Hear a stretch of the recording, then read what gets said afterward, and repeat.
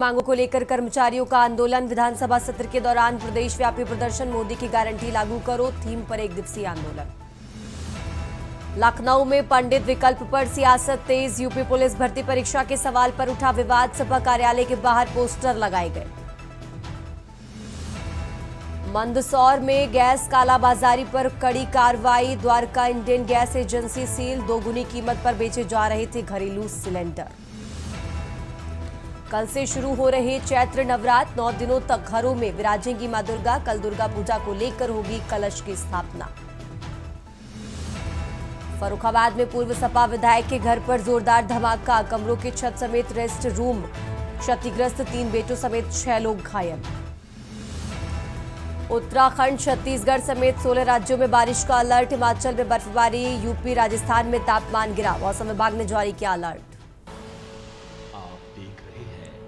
के न्यूज़, खबरों का सारथी।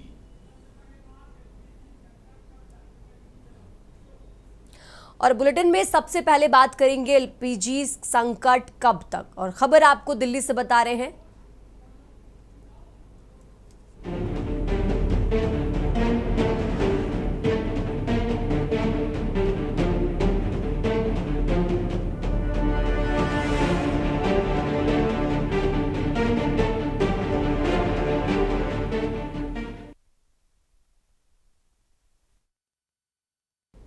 और बात कर रहे हैं दिल्ली की। दिल्ली से खबर आपको बता रहे हैं, मुंबई यूपी समेत कई राज्यों में एलपीजी संकट गहराया है। कई घरों में खाना नहीं बन रहा है। तो दिल्ली से ये बड़ी खबर आपको बता रहे हैं, जहां 900 का सिलेंडर 4000 में बेचा जा रहा है। सरकार ने सख्त निर्देश जारी किए हैं। कालाबाजारी पर कड़ी कार्रवाई हो रही है। और लगातार तस्वीरें आपको टीवी स्क्रीन पर दिखा रहे हैं, जहां कालाबाजारी पर सरकार ने कड़े निर्देश जारी किए हैं।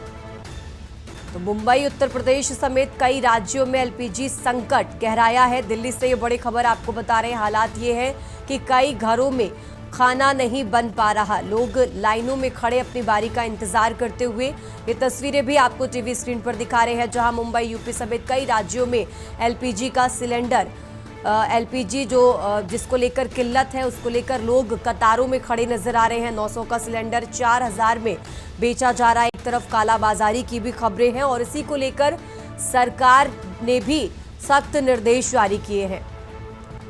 तो लगातार ये तस्वीरें आपको दिखा रहे हैं देश के अलग अलग राज्यों से। ये तस्वीरें जहां पर लोग कतारों में खड़े अपनी अपनी बारी का इंतजार करते हुए। कालाबाजारी भी एक तरफ हो रही है और इसी को लेकर सरकार भी सख्त है। सरकार ने भी सख्त निर्देश जारी किए हैं।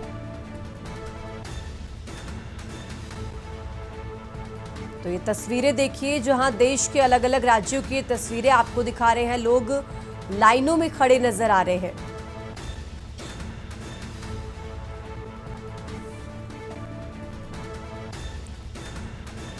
तो मुंबई उत्तर प्रदेश समेत कई राज्यों में संकट गहराया है। एलपीजी संकट गहराया। कई घरों में खाना नहीं बन पा रहा है और एक तरफ कालाबाजारी भी इसी को लेकर बढ़ रही है। और सरकार ने भी निर्देश जारी किए हैं। 900 का सिलेंडर 4000 रुपए में बेचा जा रहा है।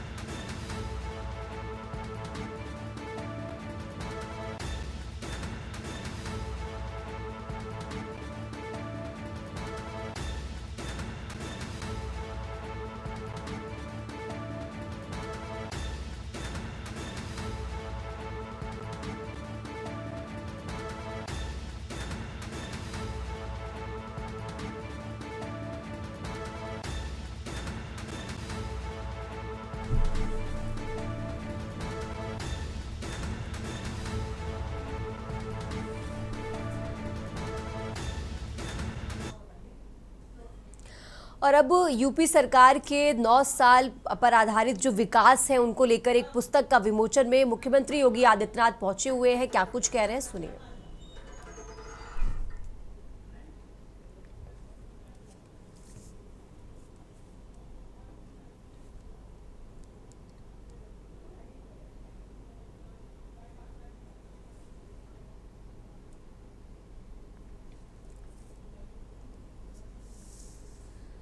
तो लखनऊ से ये तस्वीरें आपको दिखा रहे हैं। नवनिर्माण के 9 वर्ष पुस्तक का विमोचन है और इसी कार्यक्रम में उत्तर प्रदेश के मुख्यमंत्री योगी आदित्यनाथ पहुंचे हुए हैं। तस्वीर आपको टीवी स्क्रीन पर दिखा रहे हैं। अब से कुछ देर बाद अब यहां पर मुख्यमंत्री इसको लेकर बोलेंगे। लखनऊ से ये तस्वीर है जहां पर नवनिर्माण के 9 वर्ष पुस्तक का विमोचन है। इस पुस्तक में सरकार के कामों का उल्लेख किया गया है और आज इसी पुस्तक के विमोचन कार्यक्रम में उत्तर प्रदेश के मुख्यमंत्री योगी आदित्यनाथ पहुंचे हुए हैं।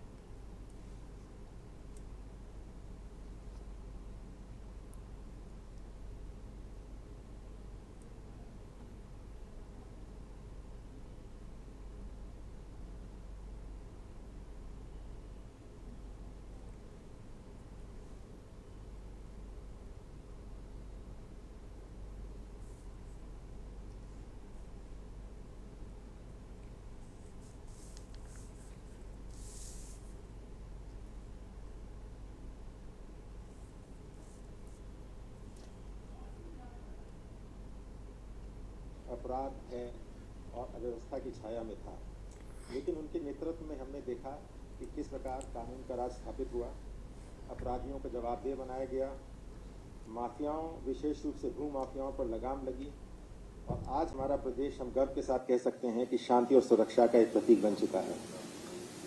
आर्थिक मोर्चे पर यदि हम देखें तो हमारे राज्य का बजट इन 9 वर्षों में 3 गुने से अधिक बढ़कर लगभग 9 लाख करोड़ से ऊपर पहुंच गया है। हमारी अर्थव्यवस्था तेजी से बढ़ रही है, निवेश आ रहा है और हम $1 ट्रिलियन की अर्थव्यवस्था बनने के तरफ तेजी से अग्रसर हैं। एक्सप्रेसवेज हों, एयरपोर्ट हों, मेट्रोज हों, औद्योगिक पार्क हों, किसी भी प्रकार का इंफ्रास्ट्रक्चर हम लें उसमें हमारे प्रदेश ने अभूतपूर्व विकास किया है। हमारे किसान आज खुशहाल हैं, गन्ना मूल्य का समय पर भुगतान हो रहा है, कम ब्याज पर कृषकों को ऋण उपलब्ध हैं और कृषि क्षेत्र नई ऊंचाइयों को छू रहा है। युवाओं को निष्पक्ष रूप से लगभग 9 लाख सरकारी नौकरियां मिली हैं और आपको ये सब जानकारी है कि ऐसा पहले कभी भी नहीं हुआ था। महिलाओं की सुरक्षा और सशक्तिकरण के लिए विशेष योजनाएं चल रही हैं। यह तभी संभव हुआ क्योंकि सरकार ने सेवा, सुरक्षा और सुशासन को अपना मूल मंत्र बनाया। पिछले जिलों में विकास की रोशनी पहुंची और अब उत्तर प्रदेश बीमारू नहीं बल्कि देश के एक विकास का इंजन बन चुका है। आज हम गर्व से कह सकते हैं कि यह समय उत्तर प्रदेश का समय है। आइए हम सब मिलकर संकल्प लें कि आने वाले वर्षों में हम विकसित उत्तर प्रदेश और विकसित भारत के सपने को साकार करेंगे। धन्यवाद। जय हिंद, जय भारत।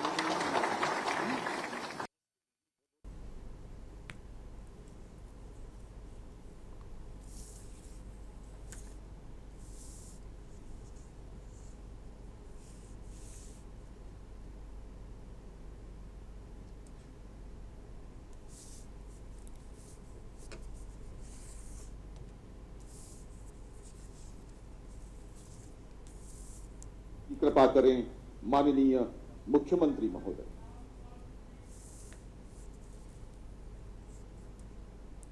और आगे बढ़ते खबरों में बात कर रहे हैं मंदसौर की। मंदसौर से खबर आपको बता रहे हैं जहां मंदसौर शहर में घरेलू एलपीजी गैस सिलेंडरों की कालाबाजारी के कारण मामले में जिला प्रशासन ने बड़ी कार्रवाई की है।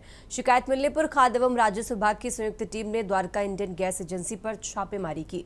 जांच के दौरान एजेंसी के कर्मचारी घनश्याम को घरेलू गैस सिलेंडर दोगुनी कीमत पर ब्लैक में बेचते हुए रंगे हाथों पकड़ा गया। इसके बाद टीम ने एजेंसी संचालक से आवश्यक दस्तावेज प्रस्तुत करने को कहा, लेकिन वो कोई संतोषजनक रिकॉर्ड नहीं दिखा सके।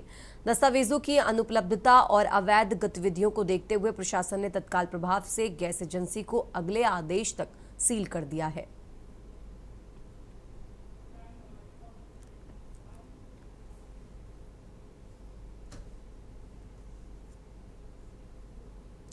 और अब बात कर रहे हैं बुलंदशहर के। बुलंदशहर से खबर आपको बता रहे हैं जहां बुलंदशहर के अनूपशहर तहसील क्षेत्र में प्रशासन और आपूर्ति विभाग की संयुक्त टीम ने कुकिंग गैस की कालाबाजारी का बड़ा मामला पकड़ा है। एसडीएम अनूप शहर प्रियंका गोयल के नेतृत्व में की गई कार्रवाई के दौरान आहार इंडियन ग्रामीण गैस एजेंसी पर छापेमारी की गई। जांच में सामने आया कि एजेंसी के स्टॉक से 14 किलो के 291 और 5 किलो के 49 गैस सिलेंडर गायब हैं। जब टीम ने एजेंसी संचालक से घरेलू या व्यावसायिक सिलेंडरों की बिक्री से जुड़े दस्तावेज मांगे तो वो कोई संतोष रिकॉर्ड पेश नहीं कर पाए। अनूप शहर तहसील में आहार बांगर इंडियन गैस वितरक है एजेंसी, उसमें छापेमारी की गई। एसडीएम अनूप शहर, सप्लाई इंस्पेक्टर अनूप शहर, एआरओ अनूप शहर, ये तीनों लोग गए थे। वहाँ पर जांच की गई। जांच में स्टॉक में उसके 291 14.2 केजी के सिलेंडर घरेलू वो कम मिले, 5 केजी के सिलेंडर कम मिले, उसमें कमर्शियल और घरेलू दोनों ही 15 और 34 कम मिले। ऐसी दशा में ये माना गया कि इसके द्वारा ये बेच दिया गया है। कोई कागज प्रस्तुत नहीं कर पाए कि इसको इन्होंने कहाँ लगाया है।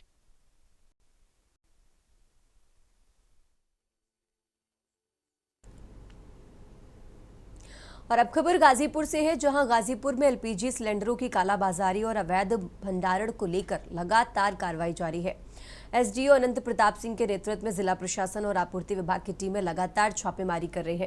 गाजीपुर में एलपीजी के अवैध भंडारण और गलत इस्तेमाल के चलते जिले के 3 व्यावसायिक प्रतिष्ठानों के खिलाफ एफआईआर दर्ज कराई गई है। ये व्यावसायिक प्रतिष्ठान घरेलू गैस सिलेंडरों का व्यावसायिक इस्तेमाल कर रहे थे। टीम ने छापेमारी में 3 घरों में रखे 73 कमर्शियल और 10 घरेलू सिलेंडर भी जब्त किए हैं, जिनका अवैध भंडारण किया गया था। डीएसओ ने अवैध रूप से गैस सिलेंडर का भंडारण करने वाले 5 लोगों पर एफआईआर दर्ज कराई है।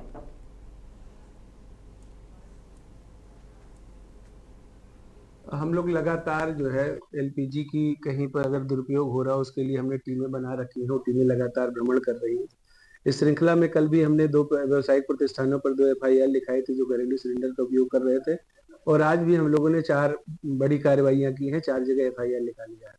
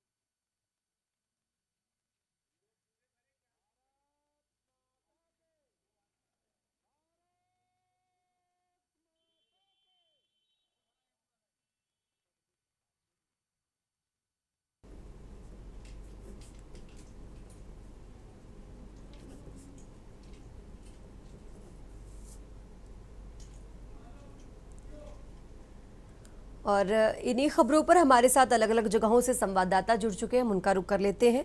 नोएडा से अशोक द्विवेदी हैं, मथुरा से सुशील चौधरी जुड़ चुके हैं। सबसे पहले रुख करते हैं नोएडा का। अशोक, जिस तरीके से हम देख पा रहे हैं कि जहां एक तरफ एलपीजी की किल्लत को लेकर लोग लगातार लाइनों में खड़े नजर आ रहे हैं और ये सिलसिला अभी भी जारी है, वहीं कालाबाजारी एक तरफ सरकार कह रही है कि ये अफवाह है, लेकिन कई जगहों पर छापे मारे जा रहे हैं जहां पर ये हकीकत में हो रही है कालाबाजारी। फिलहाल नोएडा से क्या कुछ अपडेट आ रहा है, जरा वो हमारे दर्शकों को बताइए अशोक। बिल्कुल, मैं आपको बता दूं, मार्च का जैसे दूसरा हफ्ता चालू हुआ उसके बाद से गैस की किल्लत को लेकर के जो है पब्लिक रोड पे आ गए, एजेंसी के बाहर लंबी लंबी लाइनें देखने को मिल रही है। वहीं मैं आपको बता दूं, कालाबाजारी की अगर बात करें, कुछ कंज्यूमर ऐसे भी हैं जिनका कहना है कि उनका गैस जो है बुक हो चुका है, लेकिन उनका गैस भी कोई ले जा चुका है, जिसको लेकर के अगर वो बुक करते हैं तो उनको एजेंसी द्वारा ये बताया जाता है कि उनका गैस पहले ही दिया जा चुका है किसी को। तो कहीं ना कहीं देखा जाए तो काला बाजारी जो जो चालू हुई है वो एजेंसी के थ्रू चालू हुई है, जिसको लेकर के कुछ जो है काला बाजारी करने वाले जो डीलर हैं उन्होंने माल को पहले से स्टॉक कर लिया है। सबसे बड़ी संख्या में जो लाइनों में लोग दिख रहे हैं उनका सबसे ज्यादा जो दिक्कत का सामना करना पड़ रहा है कि उनका सिलेंडर बुक होने के बाद भी उनका सिलेंडर पहले ही जा चुका है, जिसको लेकर के लोग रोड पर हैं। और मेरे पीछे भी देखा जा सकता है, ये जो एजेंसी है यहाँ पे भारत गैस की एजेंसी है, जिसको लेकर के यहाँ पे लोग बता रहे सुबह 4 बजे से लाइन में है। तो कहीं ना कहीं देखा जाए गैस की जो काला बाजारी है वो जोरों पे है। वही अगर प्रशासन से बात की जाती है तो प्रशासन द्वारा यह बताया जाता है कि हमारे जिले में जो पर्याप्त मात्रा में गैस उपलब्ध है, यानी हर किसी को गैस दिया जा सकता है, उसके बावजूद भी हजारों की संख्या में लोग हमारे एजेंसी के बाहर लाइन लगाए खड़े दिखाई देते हैं। वहीं मैं आपको बता दूं, नोएडा का जो एरिया है, एनसीआर क्षेत्र का जो एरिया है, यहाँ सबसे ज्यादा किराएदारी है। और किराएदारी एक छोटे छोटे मकान में हजारों किराएदार रहते हैं, जिसको लेकर के अगर देखा जाए तो जनसंख्या ज्यादा होने की वजह से सबसे ज्यादा गैस की किल्लत पड़ती है। वहीं अगर जो ब्लैक मार्केटिंग करने वाले जो डीलर हैं, जो ब्लैक गैस बेचते हैं, बताया जाता है 2500 से 3000 रुपए में सिलेंडर बंद के दुकानों पे। तो कहीं ना कहीं देखा जाए जो काला बाजारी है वो गैस एजेंसियों से ही चल करके जो काला बाजारी करने वाले डीलर है उनके पास पहुंची है, जिसको लेकर के पब्लिक जो है सुबह 4 बजे से 3 बजे से अंदर के एजेंसियों पे लाइन में लग जाती है। लेकिन पब्लिक का जो है, जो कंज्यूमर है, उनको उपलब्ध एजेंसी नहीं करा पा रही। नोएडा की जितनी भी एजेंसी है सब एजेंसियों पे देखा जा सकता है कि हजारों की संख्या में लोग सुबह से ही लाइन लगा करके बैठे होते हैं और शाम को निराश होकर चले जाते हैं, उनको गैस नहीं मिलता है। जी बिल्कुल ठीक है अशोक, आप हमारे साथ बने रहिए, हम आगे भी आपसे जानकारी लेंगे। मथुरा से सुशील, हम उनका रुख कर लेते हैं। सुशील, मथुरा में फिलहाल क्या कुछ हालात है? देखिए जिस तरीके से देश भर में एलपीजी किल्लत को लेकर लोग परेशान हैं, सरकार इसको लेकर कड़े निर्देश जारी कर रही है, लेकिन फिर भी कालाबाजारी बढ़ रही है। मथुरा से फिलहाल क्या कुछ अपडेट आ रहा है? मैं आपको बता दूं कि ईरान जो युद्ध चल रहा है, इसको लेकर जिस तरीके से एलपी जो गैस है उससे कहीं किल्लत देखने होती है। पूरे क्या वीडियो देखने को मिलते हैं कि इस तरीके से लाइनें लगी रहती है। लेकिन अगर मथुरा की बात करें तो इस समय हम औरंगाबाद भारत गैस एजेंसी पे है, जहाँ पे लाइन वगैरह कुछ भी नहीं है। इस तरीके से जो लोग हैं परेशान दिखाई देते हैं। कहीं कहीं अगर यहाँ पे देखा जाए तो यहाँ की जो स्थिति है मथुरा में नॉर्मल दिखाई दे रही है।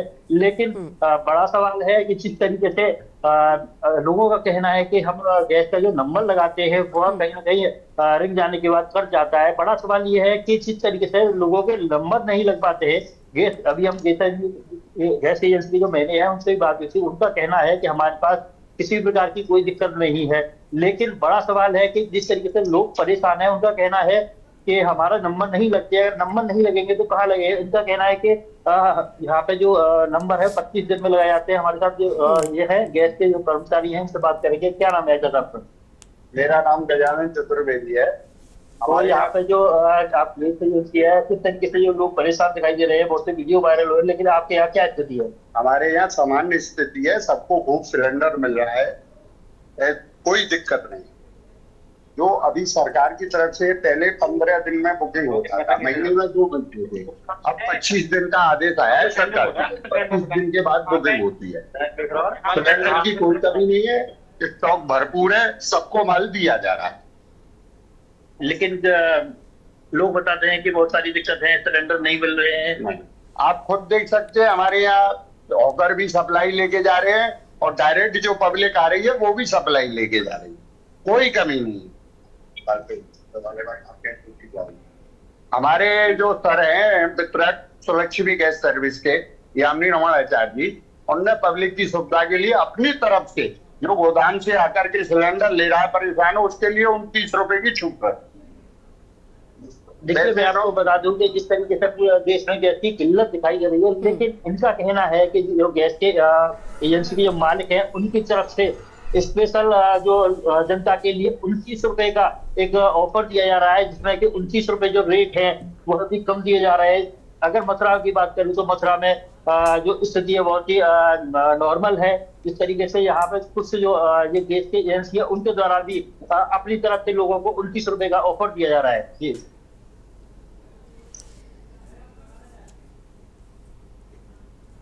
ठीक है सुशील, आप हमारे साथ बने रहिए। हमारे साथ बुलंदशहर से अनिल मीणा भी जुड़ चुके हैं, हम उनका रुख कर लेते हैं। अनिल, जिस तरीके से आप देखिए पहले दिन के हालात हमने देखे, अभी फिलहाल बुलंदशहर से क्या कुछ है? देखिए क्योंकि इतने दिन बीत चुके हैं, सरकार भी कह रही है कि कालाबाजारी अफवाह है या इस तरीके के अभी मतलब नहीं हो रहे, लेकिन उसके बावजूद भी कई जगहों से खबरें आ रही है जहां पर लोग सच में कालाबाजारी कर रहे हैं और जिसकी वजह से जिन लोगों को वाकई में जरूरत है उनको गैस सिलेंडर नहीं मिल पा रहे हैं।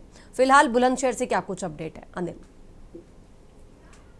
जी देखिए, जनपद अगर हम बुलंदशहर की अगर हम बात करते हैं, जनपद बुलंदशहर में लगातार देखा जा रहा है कि लगातार कार्रवाई भी की जा रही है प्रशासन के द्वारा, क्योंकि कालाबाजारी करने वाले जो लोग हैं, जो माफिया है, उनके खिलाफ सख्त कार्रवाई की। अगर पहले की बात करें कुछ दिन पूर्व की, तो 1000 सिलेंडर कालाबाजारी करते हुए कॉमर्शियल पकड़े गए थे। लेकिन अगर आज की बात करें तो आज आपूर्ति विभाग और तहसील प्रशासन की टीम के द्वारा अगर अनुसार तहसील क्षेत्र के आहार में जो इंडियन गैस है एजेंसी है उस पर छापेमार कार्रवाई की गई है। और कार्रवाई के दौरान उसमें जो बुकिंग के जो 291 सिलेंडर थे और वो गायब मिले हैं। और अगर बात की जाए 5 किलो के जो केजी के जो सिलेंडर थे 49 वो गायब मिले, तो उसको लेकर उसके खिलाफ बड़ी कार्रवाई की गई है। जो अनुसार की जो एसडीएम प्रियंका गोयल उनके नेतृत्व में छापेमार कार्रवाई की गई थी। लगातार लोगों को शिकायत मिली थी कि बुकिंग कराई जा रही है, लेकिन बुकिंग के बाद में जो सिलेंडर है वो लोगों तक नहीं पहुंच पा रहे हैं। तो उसको लेकर अगर बात की जाए तो मौके पर वहाँ एसडीएम पहुंची है, आपूर्ति विभाग की टीम वहाँ मौके पर पहुंची थी और मौके पर पहुंचने के बाद में उन्हें तमाम चीजें पूरी तरह से सही पाएगी और उसके खिलाफ 3/7 की जो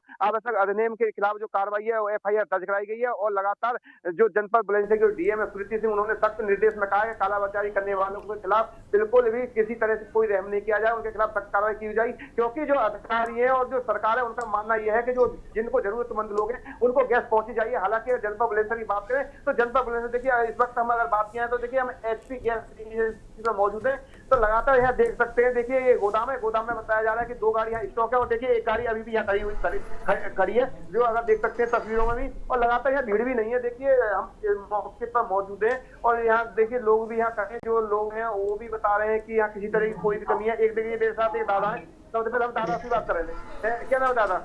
मेरा नाम गर्जी है।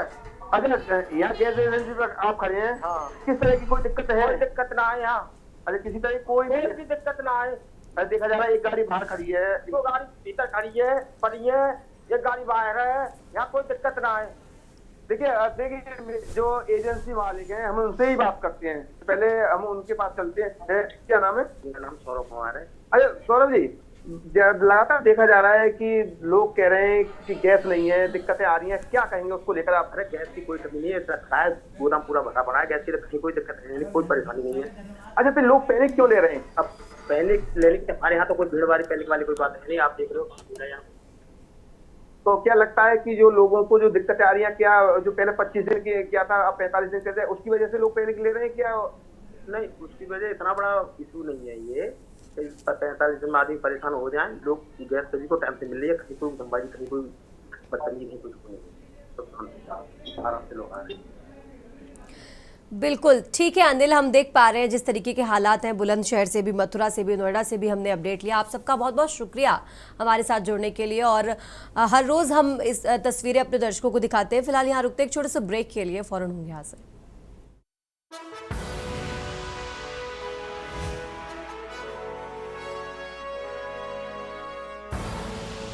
आप देख रहे हैं के न्यूज़, खबरों का सारथी। ब्रेक से वापस आ चुके हैं और सीधा आपको ले चलते हैं राज्यसभा, जहां प्रधानमंत्री नरेंद्र मोदी क्या कुछ कह रहे हैं, सुनिए।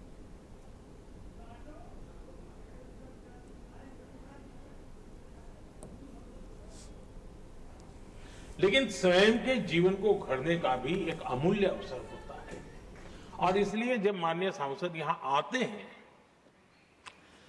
उस समय की उनकी जो भी सोच, समझ और क्षमता है, जब जाते हैं तो अनेक गुना वो बढ़ती है, उसका विस्तार होता है, अनुभव की एक बहुत बड़ी ताकत होती है।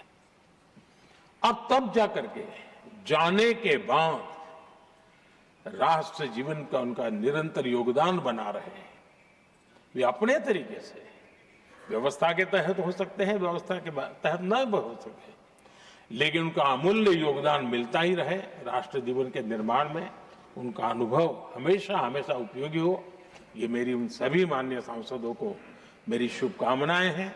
और मैं फिर से एक बार सभी माननीय सांसदों के योगदान का गौरवगान करता हूँ, साधुवाद करता हूँ।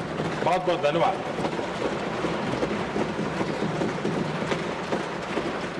Now, Honorable Leader of the Opposition.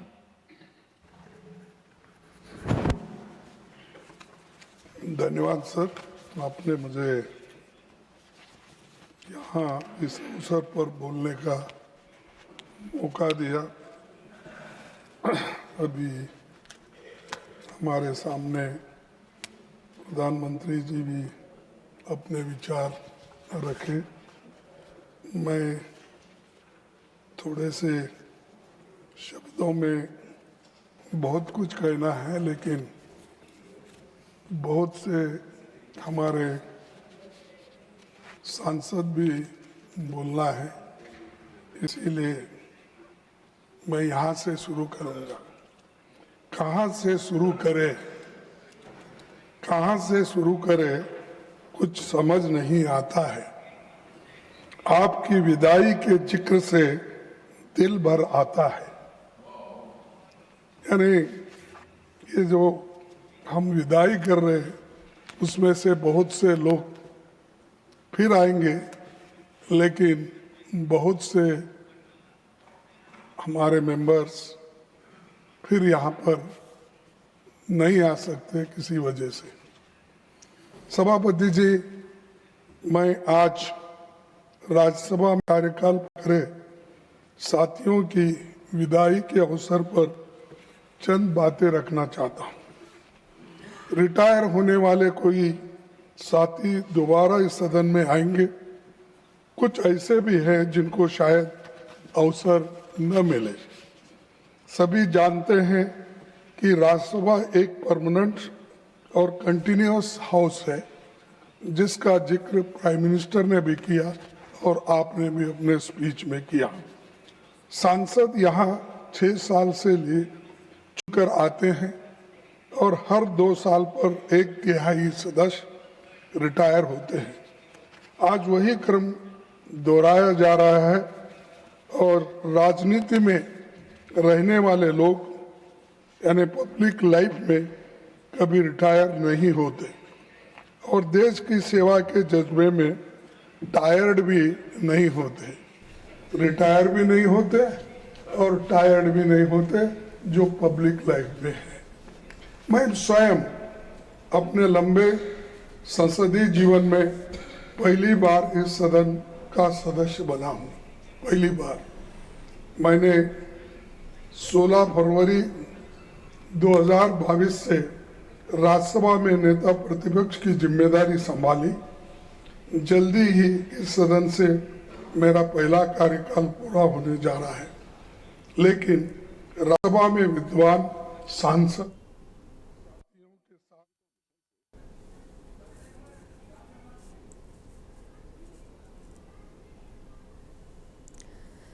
तो 37 राज्यसभा सांसदों की विदाई पर संबोधन आपने सुना। प्रधानमंत्री नरेंद्र मोदी और नेता प्रतिपक्ष मल्लिकार्जुन खड़गे ने क्या कुछ कहा,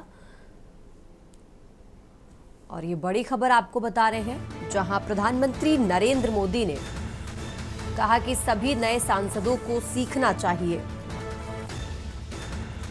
राज्यसभा में पीएम मोदी का संबोधन। तो 37 राज्यसभा सांसदों की विदाई पर प्रधानमंत्री नरेंद्र मोदी ने संबोधन दिया और संबोधन के दौरान ये महत्वपूर्ण बातें कही गई है। तो प्रधानमंत्री ने कहा कि सभी नए सांसदों को सीखना चाहिए। राज्यसभा में प्रधानमंत्री नरेंद्र मोदी बोले कि राजनीति में फुल स्टॉप नहीं होता। संसद में हर सांसद का योगदान होता है। बता दें कि 37 राज्यसभा सांसदों की विदाई पर पीएम मोदी का ये संबोधन है। उन्होंने कहा कि सभी सांसदों को सीखना चाहिए। राज्यसभा में प्रधानमंत्री नरेंद्र मोदी ने ये बड़ी बातें कही है।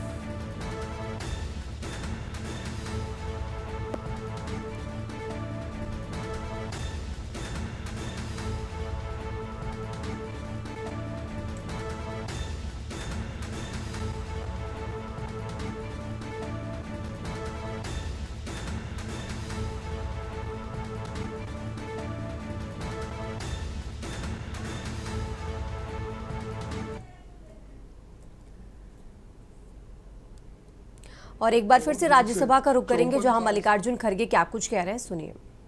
ही काम किया, लेकिन क्या हुआ मुझे मालूम नहीं। वो तो प्रेम हमारे साथ की है, मोहब्बत हमारे साथ, शादी मोदी साहब के साथ की। ये रिसेंटली हुआ, तो आप ऐसा माने मुझे मालूम नहीं है। सर शरद पवार जी एक राष्ट्रीय नेता है, उनके साथ भी हमारा दशकों का जुड़ाव रहा है। मुझे खुशी है कि वे दोबारा इस सदन का मार्गदर्शन करेंगे। संसदीय मामलों के गहन जानकार हमारे डीएमके के साथी तिरुचि शिवा जी अगले 6 साल सदन की कार्रवाई में फिर भाग लेंगे और उन्होंने बहुत कुछ अपनी बातों को रखा। रामदास अथवाले साहब जिनका जिक्र हमारे प्रधानमंत्री जी ने किया, वो अपने कविता के रूप में ही हमेशा मोदी जी का गुणगान गाते हैं। हमेशा आपको छोड़ के दूसरा कविता ही उनको नहीं आती।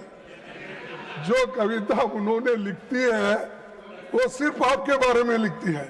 लेकिन मैं समझता हूँ ये 6 साल अब तो पूरा मिला है उनको, आगे तो जरा कम करेंगे ऐसा मैं सोचता हूँ। सर दिग्विजय सिंह जी को पूरा देश जानता है। एक दशक तक मध्य प्रदेश में मुख्यमंत्री के रूप में उनका बहुत अच्छा योगदान रहा। राज्यसभा सांसद और शिक्षा संबंधी संसदीय स्थायी समिति के अध्यक्ष के रूप में उन्होंने उल्लेखनीय काम किया और वो रिपोर्ट भी आज उन्होंने आपके सामने पेश किया। सर केटीएस तुलसी और अभिषेक मनु सिंघवी ने संसदीय वाद विवाद को गरिमा दी। नागरिक स्वतंत्रता, न्यायिक स्वतंत्रता और विभिन्न मुद्दों पर उनके भाषणों ने सदन पर गहरी छाप छोड़ी है। हमारे मुखर साथी शक्ति सिंह गोयल और नीरज डांगी की बातें करते हुए मैं भावुक होता हूँ, इसीलिए कि अपनी योग्यता और क्षमता के साथ इन्होंने सराहनीय योगदान दिया है। सदन के साथ साथ संसदीय समितियों में भी अच्छा काम किया है। विभिन्न विधेयकों पर चर्चा और ज्वलंत विषयों पर पूरी तैयारी के साथ अपनी बातें रखी और लोगों को सोचने पर मजबूर किया।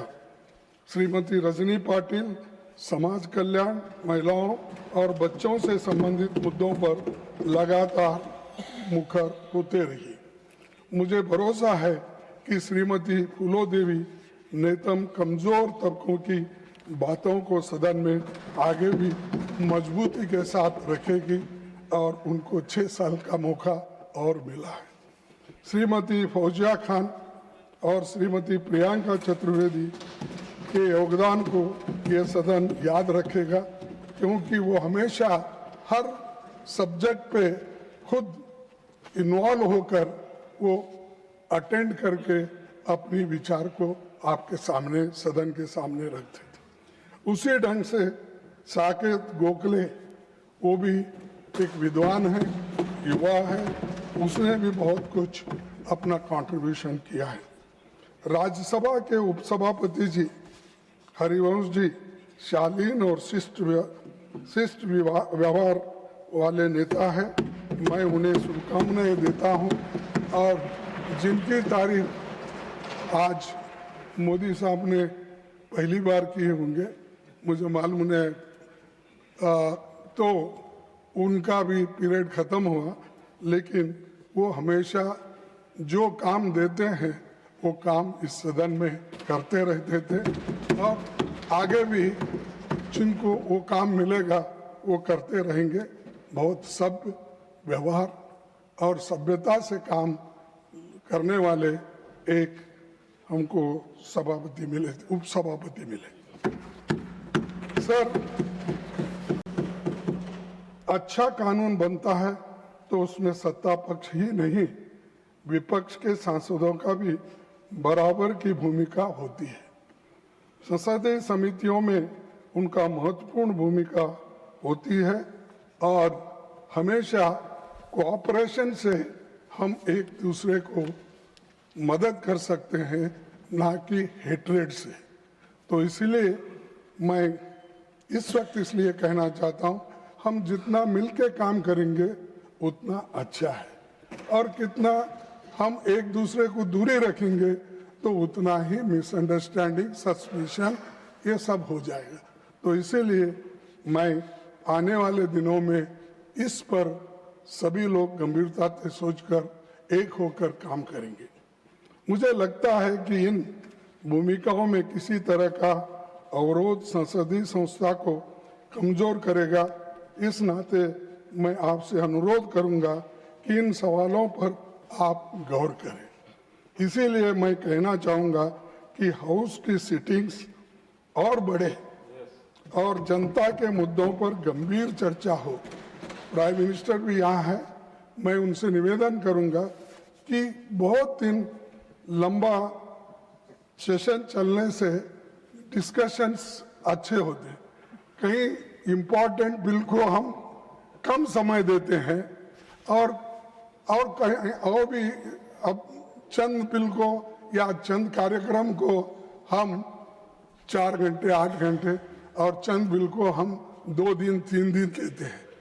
तो ऐसा नहीं होना चाहिए। आप सबको मौका दो, 2-4 दिन ज्यादा एक्सटेंड करें तो परवाह नहीं, लेकिन लोगों को उसके बारे में मालूमात होनी ये है, और ये काम हमारे प्रधानमंत्री जी करेंगे। ऐसा तो आप कम बैठते हैं, लेकिन फिर भी अगर ज्यादा दिन हमको मौका मिला, हम लोग सभी मिलके आपको अच्छा बिल देंगे, स्टैंडिंग कमेटी का अच्छा रिपोर्ट देंगे, सारी चीजें भी हम करेंगे। तो ये मैं आपसे चाहता हूं कि पार्लियामेंट को ज्यादा दिन देने का मौका प्राइम मिनिस्टर हमको देंगे। गरीबों, कमजोर तबकों को, किसानों और मजदूरों के हित के मुद्दों पर ज्यादा बात हो सके। अक्सर जब हम ये मुद्दे उठाते हैं तो सत्ता दल इसे आलोचना मान लेता है और बिना सुने खंडन करने लगता है, जबकि सरकार को जनता की चिंताओं पर गंभीरता से गौर करना चाहिए। सभापति जी, सीमित अवसरों में भी जब सांसद अपनी महत्वपूर्ण बातें रखते हैं तो कई बार उन्हें कार्रवाई से हटा दिया जाता है, और जबकि मेरा खुद का अनुभव है, मैंने आपको 2 लेटर लिखा, मेरी तो राज्यसभा में 37 सांसदों की विदाई को लेकर मल्लिकार्जुन खड़गे ने क्या कुछ कहा वो आपने सुना। यहाँ रुकते एक छोटे से ब्रेक के लिए फौरन होंगे हाजिर।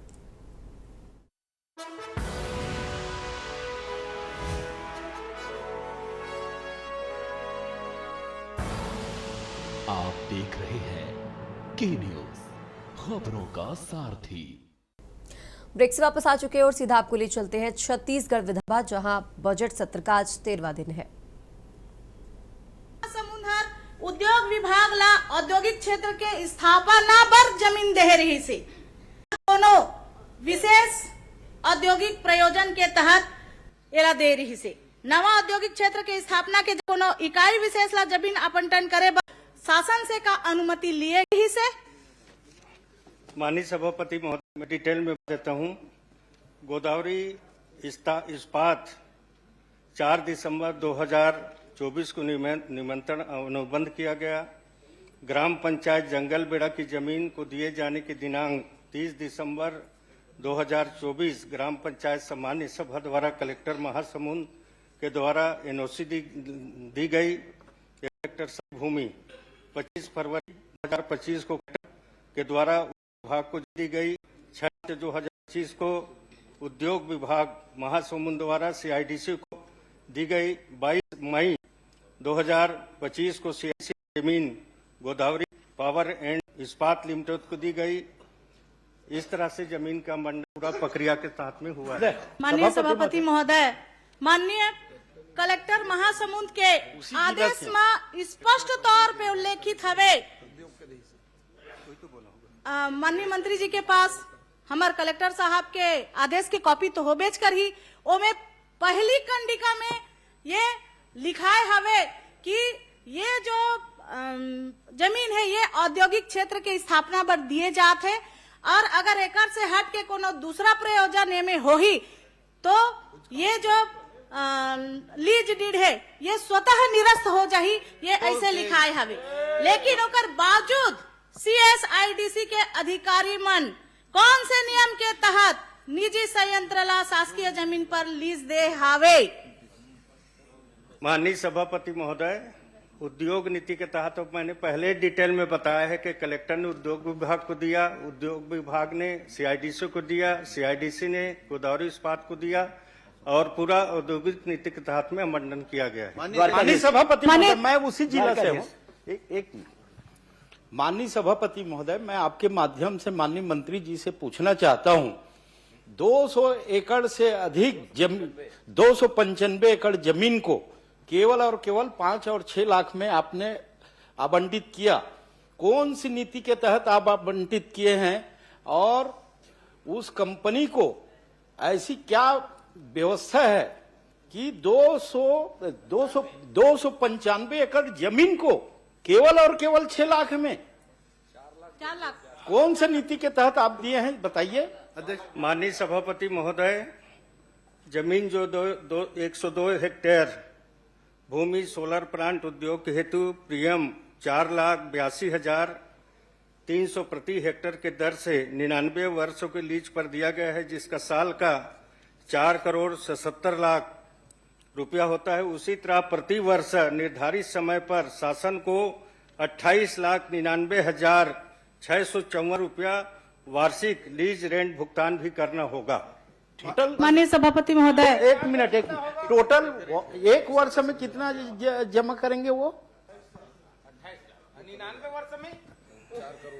माननीय सभापति महोदय, मंत्री जी आप 28 लाख जमा करेंगे बोल रहे हैं, मैं प्रक्रिया जानना चाह रहा हूं, किस प्रक्रिया के तहत इतने कम दर पर आप जमीन आवंटित किए हैं? ये प्रति वर्ष के हिसाब से इनको दर जमा करना प्रति वर्ष आप बता दिए, लेकिन इतना कम दर पे कौन से प्रक्रिया के तहत आप उस कंपनी को भूमि आवंटित किए हैं? उद्योगपति मला देना है तो सस्ता, ऐसे का तो पानी के भाव है। माननीय सभापति महोदय, जो उद्योग नीति के तहत और इसमें कोई कम दर में नहीं दिया गया है, उसका 2 प्रीमियम है। एक प्रति हेक्टेयर वार्षिक 4,82,300 रुपया प्रति हेक्टेयर के दर से। पूरी प्रक्रिया बता दीजिए मंत्री जी, क्या प्रक्रिया अपनाए हैं? 28,99,000 आवंटन की प्रक्रिया बता दीजिए। प्रक्रिया पहले बताए हैं। नहीं, बोल प्रश्न आवंटन का प्रक्रिया नहीं बताया है सभापति महोदय, बता दीजिए। आवंटन का प्रक्रिया नहीं बताया है, कितने कंपनी उसमें भाग लिए, कब निविदा आमंत्रित किया गया? मंत्री जी प्रक्रिया बताइए। सभापति महोदय, ये सरकार हर उद्योगपति मन के गहना धरा गे। जहाँ देखिए था उद्योगपति हम किसान के कबू सुनिया माननीय सभापति महोदय, 1 मिनट उनका जवाब दे देता हूँ। नहीं, मेरा जवाब दीजिए। गौधान बना देना था, गौ माता का सेवा होता। सभापति का अनुमति से मैं प्रश्न किया हूं, मैं उसी जिला से आता हूँ। माननीय सभापति महोदय, राज्य सोलर नीति, माननीय सभापति महोदय, मैं बताना चाहूंगा कि राज्य सरकार द्वारा नवीन ऊर्जा को बढ़ावा के उद्देश्य से ऊर्जा विभाग द्वारा राज्य सौर ऊर्जा नीति 2017-30 लागू की गई है। व्यक्ति, कंपनी, विकासकर्ता द्वारा सौर विद्युत परियोजना लगाई जा सकती है। उत्पादन सौर विद्युत स्वयं उपयोग या विक्रय के लिए उपलब्ध होगी। 1 किलो या इससे अधिक क्षमता छत प्लांट लगाए जा सकते हैं। औद्योगिक नीति के तहत छूट भी प्राप्त होगा। माननीय सभापति महोदय, मेरे प्रश्न का आप उत्तर नहीं दे रहे हैं, मैं प्रक्रिया पूछ रहा हूं। निविदा आमंत्रित किए और कितने कंपनी उसमें भाग लिए, कैसे उनको 28 लाख में? माननीय सभापति महोदय, प्रश्न को समझने को तैयार नहीं है। छत्तीसगढ़ सरकार ने एमओयू किया, पहले आपकी सरकार ने भी किया, समझ लो। राजेश भैया, अरे जब एमओयू किया, अरे सुनिए, मंत्री जी सक्षम नहीं है क्या? राजेश भैया, मंत्री जी को जवाब दे दीजिए। माननीय सभापति महोदय, नहीं है क्या? सक्षम हो गए हैं क्या? बताइए आप लोगों को सपोर्ट की जरूरत पड़ रही है। मंत्री नहीं, मंत्री जी सक्षम है, आपके पूरे प्रश्न का जवाब मंत्री जी दे रहे हैं। राजेश जी को सपोर्ट करने के लिए आपको सपोर्ट माननीय सभापति महोदय, नहीं आ रहा है। आपको उधर तो लाए हमारे नहीं, मंत्री आप उसमें सक्षम आदमी थे, आपको लाए नहीं उधर। जवाब दे रहे हैं। सभापति महोदय, माननीय सभापति महोदय, सभापति महोदय, माननीय सभापति महोदय, सभापति महोदय, एक छोटा सा कुछ। माननीय सभापति महोदय, जंगल मेढ़ा में जो स्थापित ये सोलर प्लांट है, यह न केवल नियम कानून ला ताक में रख के जमीन आवंटित करे गए है, बल्कि यह सुप्रीम कोर्ट के गाइडलाइन के खुला उल्लंघन करत हवे। खुला उल्लंघन करते हुए गांव के मन विरोध करीन 20 अगस्त 2025 के एवं विरोध करीन ग्राम सभा के जांच में भी पाया गिस कि वृक्ष के अवैध कटाई हो है। वहाँ आप प्रश्न करिए ना जी, तो प्रश्न करना मोला बतान तो दम, तो बता जावे तो पूरा टाइम निकल जाए। एक प्रश्न क्षेत्र के मामला में मोला बता ही नहीं दिया तो मैं सवाल कैसे करिया भाई। वहाँ पेड़ों की कटाई हो है, वहाँ नाला ला पाट दिए गए हैं, सुप्रीम कोर्ट के गाइडलाइन के खुला उल्लंघन होते, तो मैं बोलियो कैसे, है ना भाई। नदी नाला ला पाट दे थे, अनुसूचित क्षेत्र आते, ड्राई एरिया है, तालाब ला पाट दिए जाते, तो वहाँ तो सीधा सीधा कानूनन अपराध होते। का मंत्री महोदय जी से मैं पूछना चाहता हूँ कि नियम विरुद्ध ये जो शासकीय जमीन ला लीज में दे है, ये अधिकारी मन के ऊपर में कार्रवाई करही। माननीय सभापति महोदय, माननीय वहाँ के जो शिकायत मिला था 3 शिकायत, उसके आधार पर कार्रवाई भी हुआ है। और माननीय विधायक महोदय ने कलेक्टर को पत्र लिखा था। कलेक्टर ने एक उच्च स्तरीय वो सारी विषय को जांच करने के लिए समिति का गठन कर दिया गया है।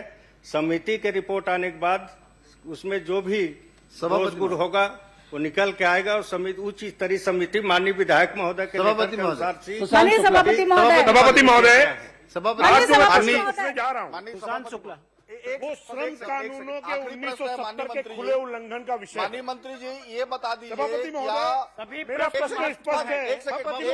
PMGSY, PMGWRD, RES। माननीय सभापति महोदय, माननीय सभापति महोदय, सवाल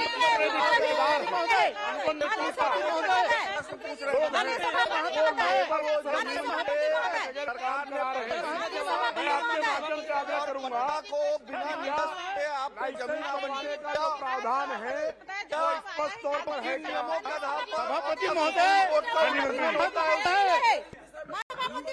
जवाब आना चाहिए, बता दीजिए। सभापति महोदय, अन्य मंत्री जी प्रश्न बहुत सिंपल सा है। सभापति महोदय है और कृपया आप लोग सहयोग करना चाहिए। एक प्रश्न देखिए, और अब आगे बढ़ते खबरों में बात कर रहे हैं दिल्ली की। राजधानी दिल्ली से खबर आपको बता रहे हैं। दिल्ली से अहम जानकारी आपको बता रहे हैं, जहां पालम इलाके में भीषण आग लगी है। तो 5 मंजिला इमारत में आग लगी। दिल्ली से ये बड़ी खबर आपको बता रहे हैं, जहां 5 मंजिला इमारत में भीषण आग लगी है। आग लगने से अब तक 7 लोगों की मौत हो चुकी है। राजधानी दिल्ली से यह अहम जानकारी, जहां कुल 10 लोगों को रेस्क्यू टीम ने बाहर निकाला है। तो पालम इलाके में ये भीषण आग लगी है। दिल्ली से खबर आपको बता रहे हैं, 5 मंजिला इमारत में ये आग लगी। आग लगने से अब तक 7 लोगों की मौत हो चुकी है। वहीं बता दें कि रेस्क्यू टीम ने 10 लोगों को बाहर निकाला है। तो दिल्ली से ये बड़ी खबर आपको बता रहे हैं, दिल्ली के पालम इलाके में भीषण आग लगी। 5 मंजिला इमारत में आग लगी है। आसपास के लोगों में दहशत का माहौल है। आग लगने से अब तक 7 लोगों की मौत हो चुकी है। तो दिल्ली से ये बड़ी खबर आपको बता रहे हैं, कुल 10 लोगों को रेस्क्यू टीम ने अब तक बाहर निकाला है।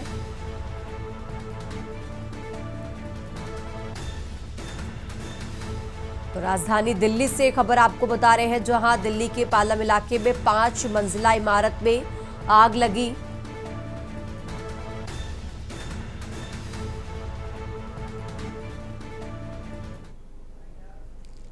इस बुलेटिन में फिलहाल इतना ही। आप देखते रहिए के न्यूज इंडिया।